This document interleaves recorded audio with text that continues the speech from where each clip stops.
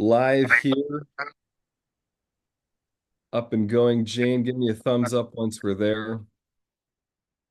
This is Career Lab Wednesday. I'm your host. Welcome. Thank you, Jane. Welcome, everybody. Welcome. And Ellie, welcome. So, as we're getting live here, I want to say that there's a few ways that you can engage today. I love it, of course, when you jump in on Zoom and I get to talk with you one-to-one. If you, at any point in time, if you're on Zoom and you have a question, feel free to come off mute and ask it. That's totally fine. And you can also type your questions into the chat section. And if you are viewing through YouTube or LinkedIn Live, you can type your questions into the comment section and Jane will get those over to me. So there's a few ways you can engage. You can jump in directly here on Zoom or type your questions into the chat or comment section. So another thing I want to make sure everybody understands is that your questions do not have to be on point for this topic. Any question you have, anything career related is welcomed. Any question you have, it could be something about your resume, your interview, your management, your how to relate, how to manage up, how to work with a boss, and anything around, how to just be happier, how to be happier in your job, how to have more purpose. Anything, no questions too small, no questions too big. Anything career related is welcome. And you'll see that I will, any of your questions, I'll usually tie back to social and emotional intelligence because that's my expertise. And I find that that's really at the heart of most of what we do at work. Most of what we do at a certain point is going to have to do with how we communicate with others. So I can always be learning technical skills, but then I'm going to have to interact with others to implement a lot of that stuff. So, am I covering those topics I just mentioned, or is this slightly different? Well, I can cover any of those topics. And especially if you have a question specifically about resume or interviewing, just let me know. Just let me know what you're wanting help with. But right now, I'm going to start sharing about the topic overall of solar eclipse in your career. I thought it'd be fun to talk a little bit about this. I know I drove down to Indianapolis, just north of Indianapolis, to see the solar eclipse last week, and it was amazing. I definitely was driving and being like, oh, why am I doing this? And then was so glad that I did it. Yeah, I drove for it too, and it was pretty great. Oh, fantastic. Ellie, where'd you drive from? From Madison, Wisconsin to Carbondale, Illinois. Oh my goodness. Well, Carbondale, that's phenomenal. I love that area. It's so pretty. It was very pretty. We found a great state park. Um, Oh, cool. Were you by Garden of the Gods? no, we were in Murfreesboro. It's actually Oh, just north yeah. of Carbondale, but there was a lot less traffic because we didn't go all the way Yeah. to the city. Oh my goodness. Oh, that's phenomenal. So you were able to see the whole thing then. Yes, it was That- great. That's awesome. Well, sweet. So for what is this? How am I going to tie this to career development? So what we do in the approach of career coaching that I ascribe to is to look at your career, your development, and the work that you're doing as the pathway for you to reach your potential. So when you're interviewing, you're looking at, does this place help me develop the skills that I want to develop? And of course, compensation is part of this. I want to be well compensated. I want to increase that. I want to be able to build my personal wealth more so I can have more of the impact that I want to have in the world. But when looking at career development from this standpoint, it gives me more leverage. It gives me more of a purpose to communicate with other people. And it takes the pressure off of me and whether I think I'm good enough and if I need to prove myself and this kind of thing, and puts it into this is what I care about. This is the difference I want to make in the world. This is the impact I want to have. And this is who I see myself becoming. And does this job at this company or does this business venture, is this in alignment with what I care about? And that then becomes a lot more interesting and helps with feeling satisfied, helps with me feeling good about what I'm doing. If most of us are going to spend the majority of our life uh, doing work of some kind. And so why not make it meaningful, make it purposeful? The other thing, the other beauty of this approach is that then a lot of things that can be seen as mundane tasks or things that are challenging, now I have more incentive, more personal motivation to work through those challenges. Because if it's a part of me becoming who I can become and important to me in that kind of a way, then it's not just an annoying thing that I build up resentments to doing. So that's the overall context I want to set as we're diving into what do we do in our careers when some kind of an eclipse happens, when something changes for us. What do we do when an opportunity opens up or when something seems to be blocking us? So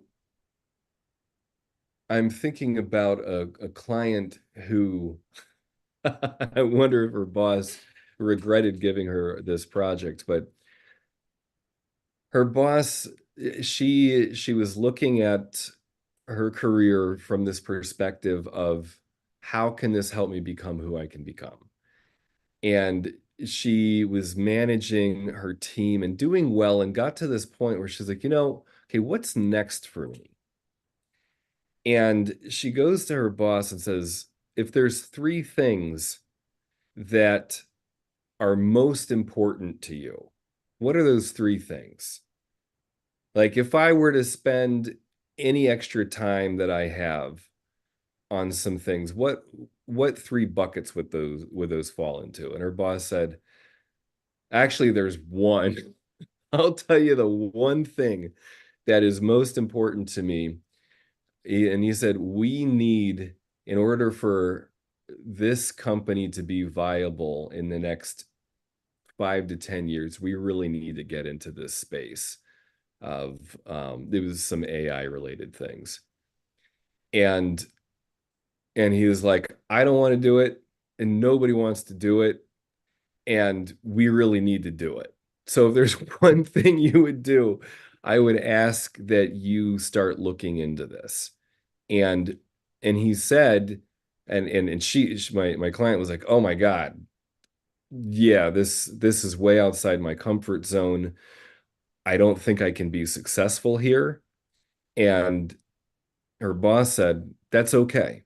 Like, if you just venture into this space, that's that's what we need. That's the minimum of what we need.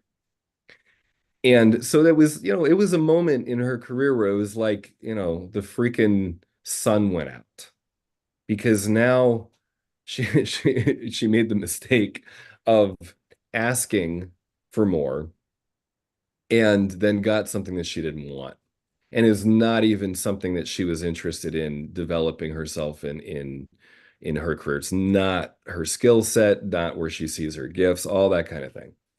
But she said, okay, I'm working with George and he's encouraging me to take these kinds of risks and to see what happens. So she gets into it, and soon she's having conversations with people from many parts of the world. And she is realizing that she's like, yeah, I don't know shit. Like I am way this is way over my head. As she's doing this, though, she begins some relationships that with people who do then help her navigate into some very interesting spaces that she's now in.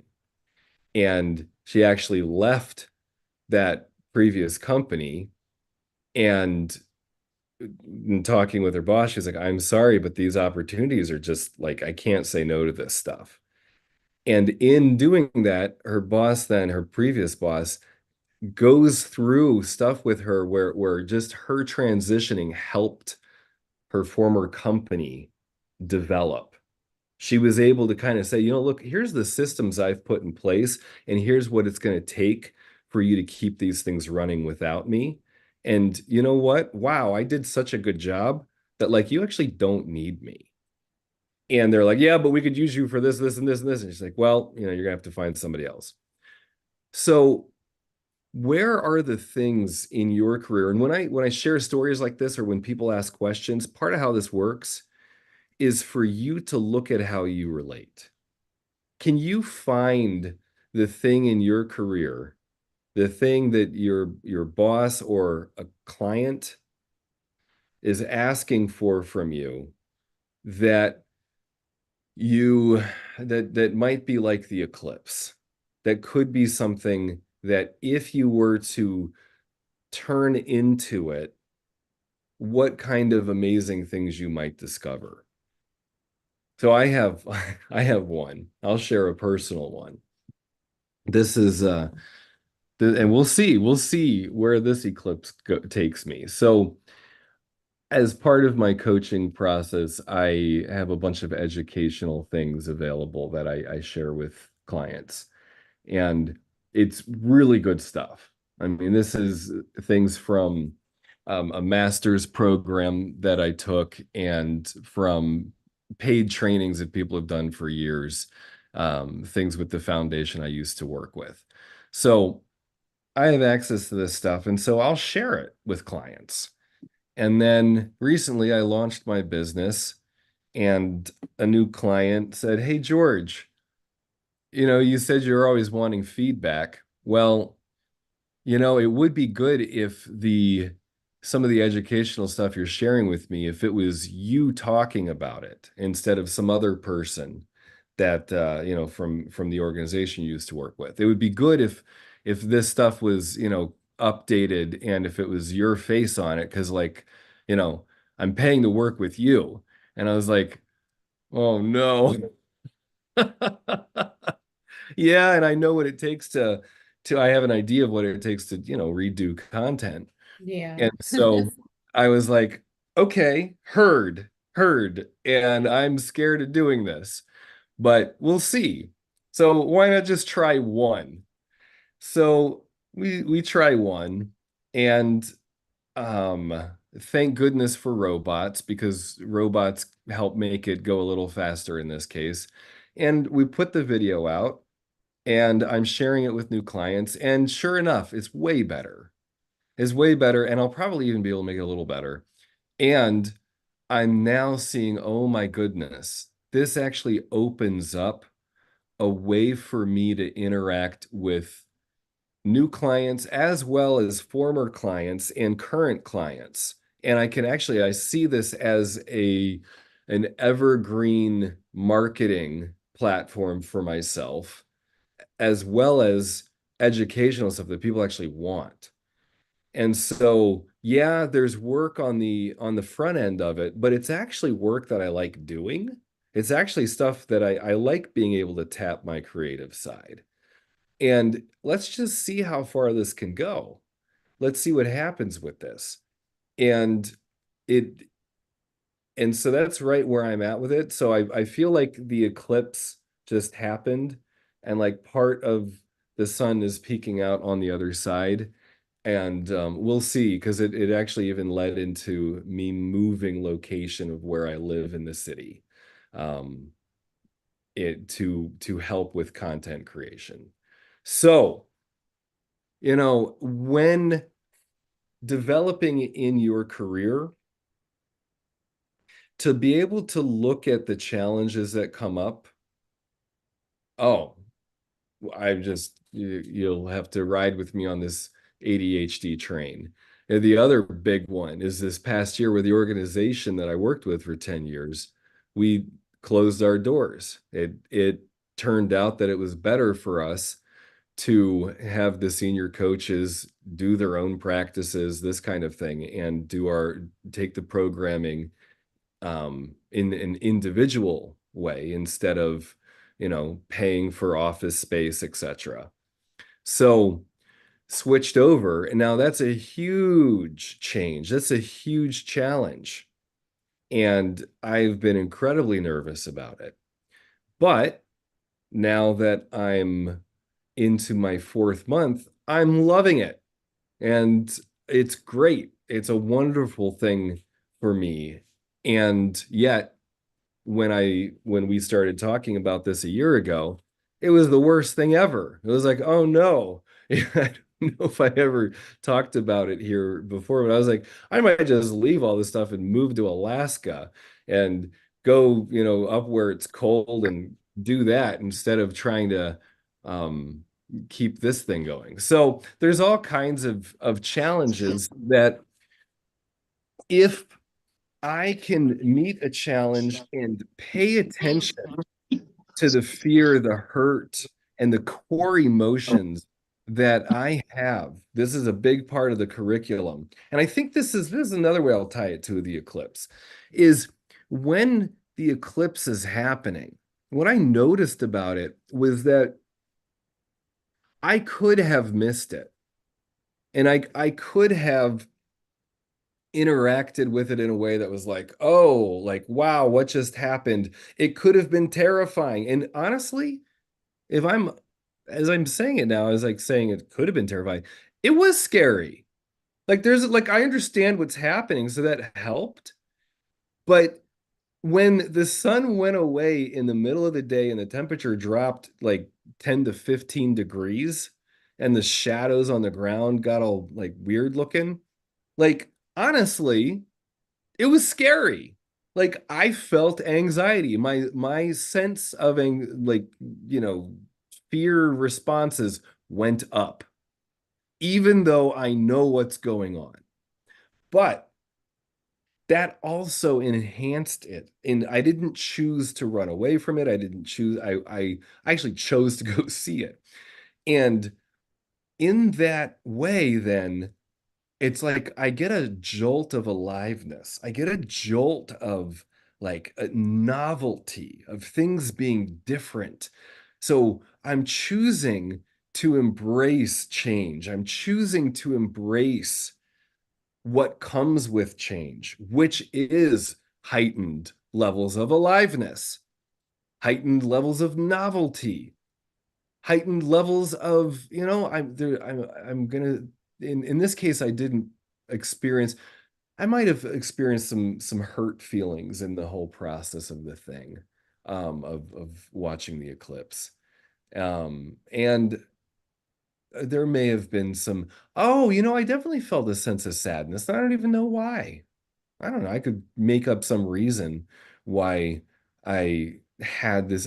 I don't know. Maybe it was like the disappearing of the sun in the middle of the day. It was like the loss of something. I don't know. But I remember feeling sad as I think about it now. And, you know, when things in our lives, when things in our career path switch, there's a level of denial and resistance that any one of us wants to do. Like, absolutely. In terms of the organization that I quite frankly loved and still do. When that changed, and I mean, COVID and the way that businesses work, like ours just weren't going to make it in the new way that business works. Wasn't going to happen. And we were in denial for a while. And then weren't in denial. And then I personally was in denial. And that and I felt incredibly sad about it. But I think that because I chose to look at what was happening with objectivity while also allowing myself to have the feelings about it, allowing myself to feel incredibly sad and just pissed that that things have to change, and let myself feel afraid of like, oh my goodness, like what's going to happen. I mean, I'll share, like there was a few times where I literally was crying so hard that I'm like on the floor bawling. My wife is like, holding me. And then me saying, get away. Like, no. And be like, okay, I'll give you some space. Then totally, and I don't regret that. Like I feel a little sheepish sharing that while I'm being live streamed, but whatever. Um, you know, I don't really regret that. And I think when I was watching videos of people who were watching the solar eclipse and like, I saw one video down in Dallas, Texas, and it's like the sun's going on, and everyone's like, like expressing, like fully being alive with what they're feeling during this like, you know, freaky thing. That's an important part of our life. It's actually really important. I'll share a little bit more about this, but I want to see a comment here. For me, the brief sadness mixed with the awe was a result of thinking that this may be the very last solar eclipse I'll ever see, based on the timing of the next one. Whoa, totally. Yeah. Like being aware of this magnificent thing. And there is that I had this sense of, I got that sadness too, of like, wait a minute, this is amazing. And this may be the last one I ever see. And yeah, I do feel sad about that. And there was something about that of like just getting that, oh my gosh, like there's the moon, this thing that pulls the waves and pulls, I mean, for women, it really affects, I mean, but it affects all of us. And there's this like thing that has such a profound impact on our everyday life, passing in front of the other thing that has a profound impact on our everyday life.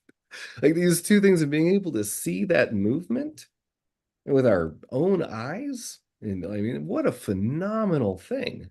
And how, like, you know, having me be like, I'm here for a very short amount of time.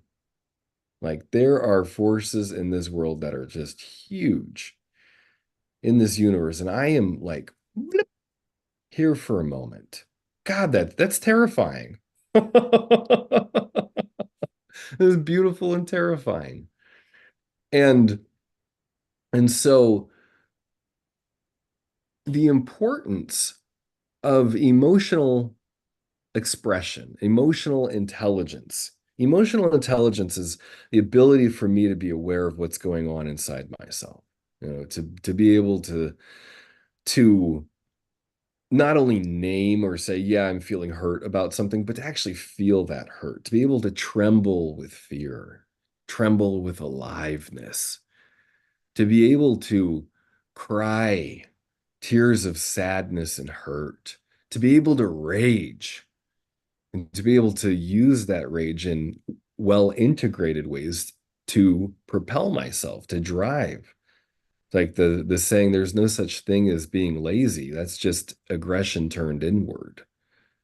There's no, another this is an even bigger, way to look at depression is to think of depression as anger turned inwards. Wow. you know So how important is it to be able to use anger and aggression in a meaningful way towards something that's life-giving. And, you know, so then in our career and with these moments of challenge, and I'm sharing about the transition of, from being in an organization to having my own business, and how important it is for me to express those feelings. Because if I don't, it's like they store up in my body. They store up and they get locked in there. And that can turn into depression. That can turn into, all kinds of things. And so to allow myself just to be with it, just to be with the upset has a profound impact on my overall well-being and the clarity that I have in my day-to-day life. It opens me up to more possibilities. If I don't have to be resisting what I'm feeling, if I don't have to be resisting expressing what I'm feeling, then this energy and the thoughts, my brain can focus on what's possible, can focus on creating. That's an amazing thing. That's my birthright. That's everybody's birthright. Everybody has access to immense creativity. And as we let go of things and allow ourselves to express, we open ourselves up to that. So when we have these eclipses in our day-to-day life, when we have challenges in our career, it can be very helpful to look at it as an opportunity to grow, as something to learn more about myself in. I, was working with a client yesterday, and they're in a transition in companies. And what they're working on in this is to really leave their company that they're currently at in better than they found it, and to really assess, where did I do well, and where could I have done better here? What are the skills where are the ways I kind of stepped away from challenges and I kind of left things on the table, because that's going to be helpful for me to know as I'm going into this next company, because I'm probably going to want to avoid some of the same things. And that might be fine. But if I can be conscious of it, if I can be honest about it, it's going to be better for me. And it's going to be better for the people that I'm working with. And I can say when I'm in the interviews, here's some of the challenges at the previous company, and I'm curious about some of those challenges in this place. And what are the expectations? How much of this is with my role? Is this something that you want? And to have that very open and direct conversation can really help you. So, well, I've been sharing for a while now. I want to check in with people and see, what questions do you have? What's on your heart? No question too small. Are you wanting help with your resume, interviewing, managing, anything with a colleague? And how, is there somebody that you're finding, or a department that you're trying to figure out how to communicate more effectively with them? Any questions, everything is here, is fair game here. Well, while I'm waiting for anybody to think of questions, I'll say that I can share the link to that video that I talked about a little bit earlier. So this is a video about personality styles. It's on my YouTube channel. I will be putting out more content there as well. But this video talks about your personality styles. I'm curious, as we get it going more for people there is a link that you can do to get to test yourself on it. If that's something you want, reach out either directly through YouTube, messaging there. But we'll go ahead and share that link. That's the CARE personality assessment profile. It's something that Dr. Bob Wright created years ago when he was working with hairstylists, so training for hairstylists, so that you would know who is sitting in your chair immediately. What's the personality style so that you can communicate, speak their language. And the thing that I really like about this personality assessment, and there's a lot out there, there are many, many good ones. DISC is one that I've worked with and got a lot of value from. There's a lot of them out there. They're all good. What I like about this one is it's so easy to use, and it really helps with connection. So instead of less analyzing about who I am and how I'm going to use that to position myself in the world and to kind of really get all strategic about it, this assessment is the way it's presented is to help you identify other personality styles so that you can navigate your communications with them more effectively. So it's really based on helping you make deeper contact with other people, giving you enough of their language so that you can, you know, kickstart the conversation.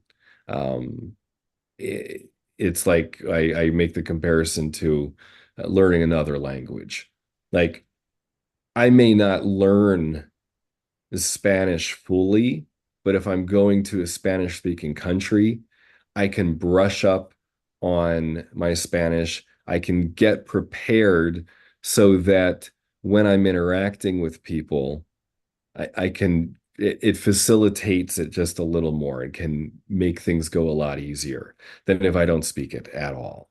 So the point with this video, the point with this personality assessment is not to try to change my personality style, but it's simply to know, oh, okay, I'm talking to an analyzer personality style now.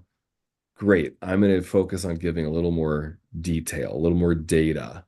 And I'm going to make sure that I understand that when they're asking questions, that it doesn't, I'm going to say, George, it doesn't mean that they think you're stupid or something's wrong with you, because that tends to be one of my like weaknesses in the kind of personality style I am. But no, they're just that's how they see the world. They see the world more through data, asking questions, and it's important for them to do to get a big understanding of what they're working on. And great. Then I don't feel like I have to perform, which is wonderful because that's more like I'll tend to lean in towards trying to perform for other people. And if I understand that that's not what I need to do, that it's literally just me answering some questions or saying, oh, I don't know the answer to that one, but I certainly know somebody who can help you with that, then good. So you'll learn more about that in there, especially if you're in sales or having your own business. It'll be very helpful to you. Another thing is you are welcome to book a time with me. I am happy to help you with whatever you've got going on. I know when a meeting is being live streamed, you might not want to jump in and ask questions. So you can always set up a individual time with me, and I'll help as much as I can. And if a longer conversation is needed, if it maybe we'll get into a coaching relationship. We can certainly discuss that there. And so I do one-to-one coaching. I also offer group coaching combined with one-to-one sessions. So I have a couple of programs that have the educational curriculum built into it, where you're getting personalized assignments so that you're getting practice with new ways of being. You're expanding your requisite variety. You're expanding your ability to express yourself. Most of us are good at expressing ourselves in one kind of way. We want to learn how to express ourselves in a full range of ways. Um, so as you learn to express yourself in more ways and expand, and you don't have to think about it like breaking your personality, although maybe that's helpful. Because if you look at your personality as a construct, then you have limits within that construct. So there's ways when you can strategically crack open your view of yourself and say, oh my gosh, wait, no, there's actually more. I have more behaviors available to me.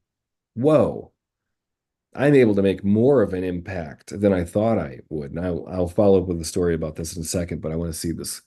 What you were saying about being happy in your job and leaning into what they need from you resonated. Oh, cool. Cool, cool. I'm glad to hear that resonated. Totally. Yes, and it's think about it.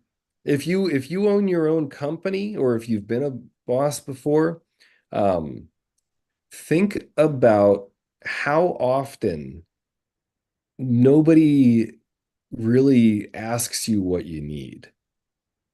And so if you're working in a company and if you picture your boss as a human that is juggling all these things, and if you were to go to them and say, what is it that you really need? Like, they might be like, holy, nobody's ever asked me that before. And you might not be the one to do some of the things for them, but even just talking with them and them being able to think out loud. And by the way, most of us learn better and think things through better when we're speaking out loud. That's not true for all of us, but most of us, it's incredibly valuable to talk out loud, to have somebody else listening. There's really cool neuroscience on it, actually, that our mirror neurons start dancing with each other and it helps creativity. So it's actually really an important thing to do. So yeah. Okay, so we're getting confirmation that it works well for you. So you're feeling rather frustrated in the job, and the path ahead is filled with learning more about new technology. It's not my main interest. Whoa. Yeah. And that's a thing. Um, Learning new technology is there's kind of the curse to it. It's like, as we create more technology to handle things, it then requires learning it, and then new fixes have to come in, which mean new technology, which mean learning that. And it is an ongoing process. Um, with learning new technology, if that's something that you don't want to you're probably going to have to do it to some degree constantly. I think that it's probably just um, the nature of the world we live in, especially in the United States. Um, what has not even been determined yet. Yeah, that's probably true. That people are expecting you to know what hasn't even been determined yet. And one of the things that I would encourage on this sort of thing is to, as you're learning whatever technology, to be doing it with others as much as possible. So, um, seeing what programs, if my company wants me to learn one thing and to say, you know what, I did research and it looks like this program over here where I'm interacting with these people is actually going to be most important, because even if this technology becomes outdated, at least I've now developed the relationships with these people, that kind of thing. I just had a client who went to his boss and said, look, out of all the things that are on my plate for the next year or two, I actually want you to pay for me to go to this 3-day conference, because it's going to be more important for me to develop the relationships with some of these people and have a broader understanding of the technology that's as it's emerging. And his boss's first response was, really? Can't you just do this thing online and take this course in this kind of a way? And he was like, I could do it, but I'm telling you now that like you would regret not having me go to this thing in person. And so, it took a couple more reminders, but he was able to get it and able to go do that. So if you can be looking at what people are expecting of you in yeah, well, yeah, totally. I hope so. I hope, and I think his boss is going to be more supportive, because he will be seeing um some of these relationships connecting in the next 6 months, and my client knows to say, oh yeah, remember that thing I went to? Well, I met so and so there, and they're now helping with this that we need, connecting us over there to this thing. So yeah, totally. I think that will probably happen. And and so when looking at developing yourself and what people are expecting you to learn, you're probably just going to have to sort it out with them and have more conversations and say, hey, here's what my concerns are. I'm afraid that I'm going to spend all this time um learning this new thing, and then it's going to become irrelevant, and just name it. So, and then you can, because then you can say, and to counterbalance that, you're saying that I need to learn this, and I'm not sure that that's the best thing, but I get it. Okay, I will learn it, but I want to learn it in this way with these people, and here's the one that I think is best, that it's going to best set me up for what's coming down the road. When you can get into that kind of dialogue with people, it's really good, because it helps them understand that you're not just saying no. It's helping them understand that there's thoughtfulness behind why you're saying no. And if it's a solid no, I'm thinking about another client now where they're like, look, you're expecting me to handle everything I'm already doing while also learning and then implementing this new thing. And I'm already at max bandwidth. I have no more bandwidth for what you're wanting me to take on. So I'm okay taking this on, but it means that I'm going to need help with these items over here. And is there anything I'm currently doing that can just fall to the wayside? Is there stuff here that I don't need to be doing anymore? Or are you willing, is this more important for me to focus on than some of these other things? And that can be a very helpful conversation with management or with your boss to have, because it helps your boss think through their business. It can help your boss. Oh wow, I'm getting a buzzer. I'm in a new place, so I'm going to take you with me as I open up this door here. Door. Thank you for the delivery. Cool. I hope it works. Um, Let me see what's coming in here. So the biggest place I'm struggling is in knowing what I want to do, where I want to go with your career. Oh, people I'm talking with about to keep saying, you probably know what you want, but I really don't feel like I do. Okay.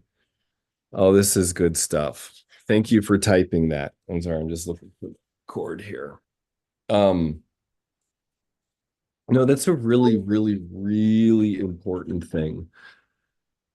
I've got bad news for you.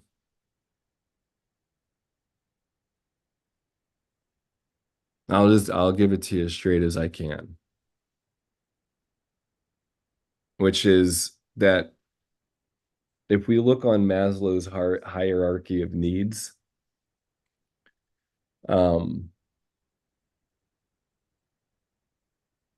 most of us, he said 20 to 15% are never self-actualize. And so what that means is that if I don't know who I am, and if I don't have a really solid sense of myself, then I don't really know what I want. And what I think I want is often going to be limited and perhaps even wrong. There's a lot of research on this that we human beings, kind of suck at knowing what makes us happy. Happiness is a weird thing for humans because as soon as we have it, it's gone. And so, yeah, okay, so you're relating to this. Okay, cool. So happiness is is a strange thing with human beings, included visual. Okay. Oh, thank you. Yes, yes. Yeah. So self-actualization is a big deal, actually. Abraham Maslow, once he, kind of put this pyramid together and was like, oh my gosh, this is like amazing that people can get to a point in their life where they are understanding that they are a, in this way kind of alone and unique. Like there's never been another George Miller. Like here, this guy with beard wearing this jacket in this moment. Like there's never been another one of me. And nobody can deliver things the way that I do. Nobody has the exact gifts that I have. No, this is, I am unique in all time and space that has ever been. There will never be another me. Oh my goodness. And wow. And how do I really develop myself? And how do I maximize who I am? And to be living in this kind of a space, by the way, as I'm talking about this, I seriously question whether I'm self-actualized or not. I'm starting to think like maybe I'm kind of on the threshold of it. And I've been, doing personal growth work for 15 years. And if we count all some of the tripped out stuff I was doing before it in there, then I'll say I've been doing personal growth work for 20 years. But very intentionally, I've been doing personal growth work for 15 years. And so I don't even know that I consider myself as self-actualized, where I really see myself clearly and how my unique gifts in this world will like help humanity like do whatever it is that we're doing, help us all self-actualize more. I think I'm starting to see it, but this is a big deal that I'm laying out here. So the bad news is and this is in response to, yeah, but I feel like I don't really know. Like the place where I'm struggling is where to go in my career. People say you probably know what you want. And I'm actually like, I don't really know what I want. That's awesome that you're saying that you don't really know what you want. That's so good because most of us walk around pretending like we know what we want. And that can take up a whole lot of time and energy, just kind of doing the thing, like just living and making money, blah, blah, blah, da, da, da, raising kids, da, da, da, this thing. Like we can do that, and there's nothing wrong with it, but we may never actually know what we want. Hey, mushroom. Um, and the number of people that I've worked with who had the career, raised the family, were successful in all ways of, being an American or being a person on this planet. Then they're getting into their 50s or 60s and their kids are on their way to school and they're like, what the hell did I just do? Like, I don't really even know what I want. I thought I wanted all this. I don't regret it, but I know I want more. And it's like I haven't even paid attention to that. So I'm saying all of this because I'm going to leave you with an assignment. And I got to get going here. But I'm so happy with what you shared there about how people say, oh, you know what you want in your career. And, um, oh yeah, yeah, I will get this in there too. Um, what, what I want you to do is simply pay attention to your wants and needs. So too many people try to jump up to being self-actualized, and we try to pretend like we are, and we're full of crap. We try to pretend that we have self-esteem and that we're like, loving, belonging people, that we're like loving human beings. Well, it's more helpful to get honest and to say, I don't really even know what I want. And then just start with that. Start with right where you're at and keep track of what you want. Like, you know, literally just urges, things like, I want ice cream. I want tacos. I want an island. I want this. I want that. I want to go to the grocery store. I want to hang out with friends. I want to play. I want to make music. I want to travel. And just notice yourself. So you're going to be developing your self-observing ego while noticing yourself wanting. And it takes waking that up, that wanting. And then you can also be paying attention to needs. And by the way, social contact is a need. Developing is a need. It's a human need. If we're not developing, we're dying. And so pay attention to needs. Like, I need satisfaction. I need career satisfaction. That's a need, and I'm upset that I don't really understand what that means at this point. But I want to understand that. Just and just focus on wants and needs. Starting to watch yourself as you walk into a room and noticing what you want. So that's your assignment for that question. Now, Jerry, good to see you. Oh my goodness. Come off mute, and you've got a question regarding sensitivities. Yes, good to see you, George. It's definitely been a while since we reconnect, and yeah, I feel safe to ask that question. What do you what I've got just 2.5 minutes. What Yeah, sorry about that. Just hopped on quick. So as an individual applying for work who identifies with various sensitivities, as in like requiring accommodation, what's the best way to put it? Um, like let's just say that in the workplace, I need it helps if I receive more encouragement from my manager. Like I'm an individual that can do the work, but at certain times I need more encouragement. how do I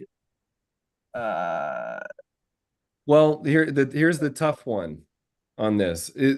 Your workspaces, the options for you will be limited.